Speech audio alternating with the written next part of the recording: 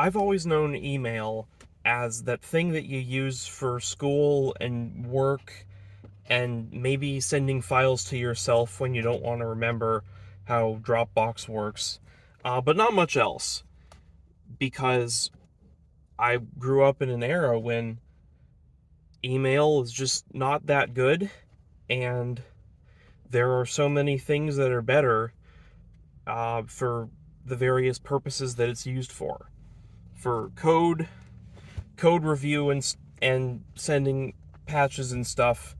Well, that's the GitHub does that. GitLab does that. Every GitForge on the internet does that, and it's even got a web interface. You don't have to muck about with email settings and reply all in BCC and embedded HTML that different browsers support, or different email standards and different readers and viewers support different standards of. Um, but even on a more basic level, like who um, just using Gmail as a normie back when I did was like, sorry, was not really a pain, but just kind of annoying. I remember they used to have this. It was this snappy, square boxy layout, and it was nice and it was so smooth because it was a simple HTML page. It wasn't ugly or anything. You had a background you could pick. They had all the features that they have now, basically. Um, but it was faster and it was smoother, and you could see how, okay, I could see people using this all the time. And then, like, as soon as I noticed that, they added this new interface, which is what they're still on now, I believe, where everything's got these rounded corners. It takes twice as long to load. It kind of like has these actions, like if you as you hover over things, they change to like emphasize that you're hovering over them. They restructured it like a mobile app, except it's still a web interface that has to load every time, and they lazy load the emails because why would you download them all at once if you're just going to be using a web interface anyway? Uh, and so we get this weird kind of broken but not enough to do anything about it thing. And it has all these features like tags and automatic priorities and manual priorities and spam filtering and conversations and stuff. Did I mention tags? I'll mention them again because they're probably implemented twice. But see, that's the thing. There's just so much there. I don't use most of it. Does anybody use most of it? There's probably, for any feature in there, there's probably somebody that uses it, but I doubt there's anybody who uses all of it. It's that kind of thing. And it's all happening. You're communicating with the Google Cloud server all the time anyway. So that's another layer of complexity, of lag, of confusion. And then there's the whole contacts thing too. There's Google Contacts. There's your phone contacts, which are maybe the same or maybe not as your Google Contacts. I know on Android, if you've got contacts saved to your SIM card, which is the way they used to do it, and some good phones that don't bother with all this crap still do it. But I mean, they're not letting us use those anymore because they're phasing out the 3G. But the point is, like, it's piles and piles of stuff to get it perfect. It works okay, but it's not great. And like, if you want to text, just use an SMS messenger or WhatsApp or Discord if there's more people. Like, if you want to send a long, heartfelt note, just send a snail mail letter or send an email. It's it's formal enough for that. Or you could just call them up. That probably be there's different reasons to use different media for communication, but email just kind of has put itself in the space where it wasn't good for that. But that's not what I came here to talk about.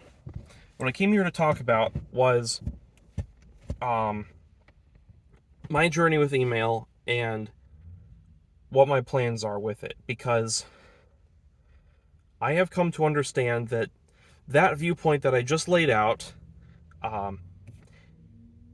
is kind of a new thing, and that in the past, it was not like that. Email used to be good, and I recently ran a poll on my Mastodon account. Most of the people who responded preferred email, or they said that they had a generally positive opinion of email.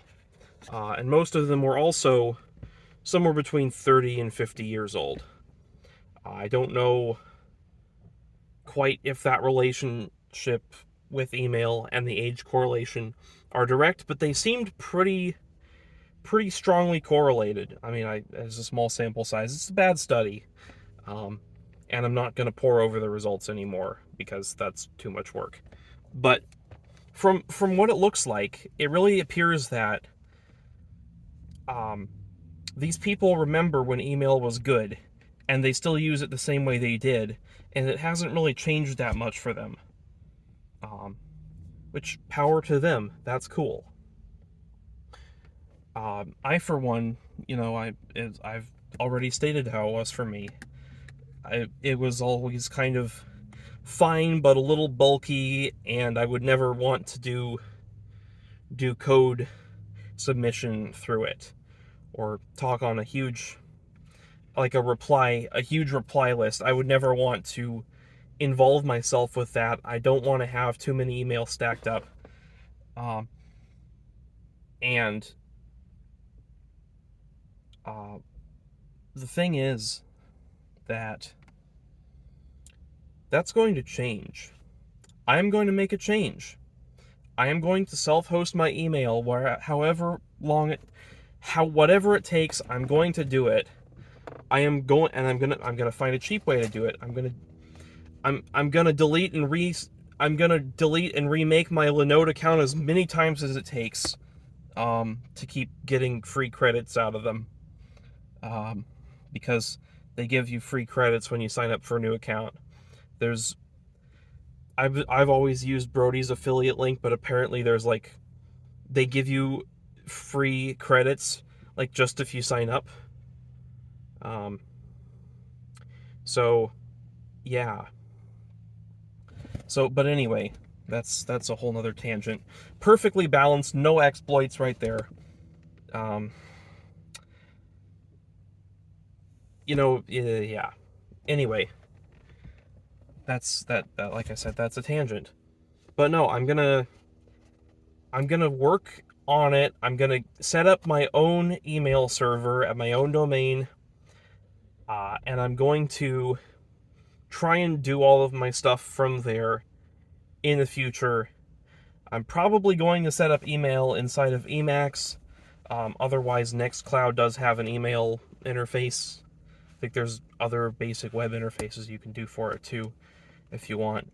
But Emacs also does a lot of that other code-related stuff, so it'd just be simpler, probably. More complicated to set up, but simpler to actually use, which is kind of the point of Emacs.